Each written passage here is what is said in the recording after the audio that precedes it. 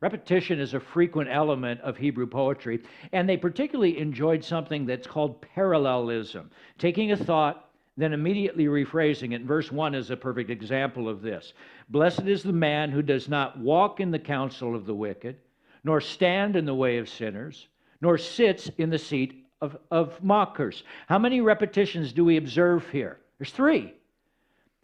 Who does not walk in the counsel of the wicked, nor stand in the way of sinners, nor sit in the seat of scoffers or mockers. And the purpose of this parallelism is to drive the point home, to bring emphasis to one final truth. And the point here, stay away from evil. And repetition, parallelism, also gives David, if he wrote this psalm, a tool for teaching us a very useful lesson here about staying away from evil by pointing out how subtly it can grow in our heart. Evil doesn't get us in a moment, does it? It doesn't ambush us out of nowhere. Notice, first we walk by it. We walk in the counsel of the wicked. It's like a fleeting thought. Oh, look, there's evil over there. But then, let's say it catches our thought and ignites a spark of desire inside of us. What do? We stop. We start to turn that thought, that idea over in our minds. We're now standing in the way of sinners. We're not trying to walk past anyway. We're not trying to get away anymore. Until we find ourselves so liking that thought that we camp out there. We pull up a chair. Now we're sitting in the seat of scoffers. And my friends, that's how evil works with us, isn't it? Walter White didn't go from being a high school teacher to a murdering drug lord in a week.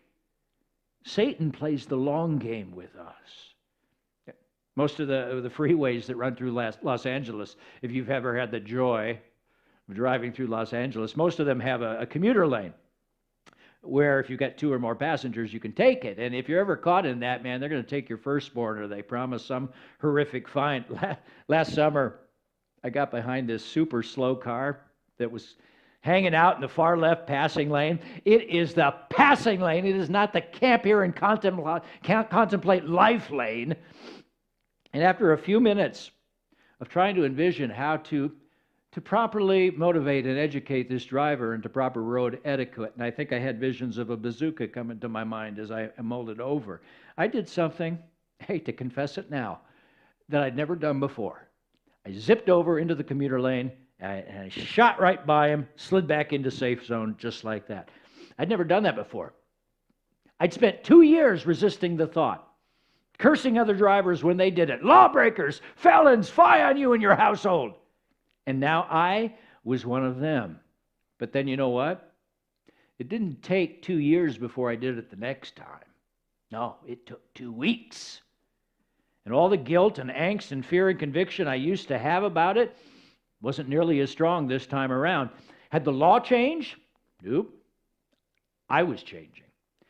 Until the Spirit of God called me out on it a short time later. Do you see what's happening, son? I sensed God saying to me one day. And I went, what? And Psalm 1 came to mind. You've gone from walking to standing to sitting in the seat of mockers. Well, technically, I'm driving, Lord, I said, being a smart aleck, but I saw clear as day what he was saying. Law-breaking had become easy for me. I wasn't feeling it as wrong anymore. So, question, does it matter whether you feel that sin is a sin for it to be wrong for you? No. It's what God thinks about it that matters. End of story. Everyone in our country used to think that living together before marriage or having sex together before marriage was sin, was wrong, it will hurt you. Now, nobody feels that way. But God hasn't changed his thinking about it, has he? But that's how evil takes over our heart, so subtly. The frog in the kettle. We don't say to ourselves, oh, look, I'm becoming evil.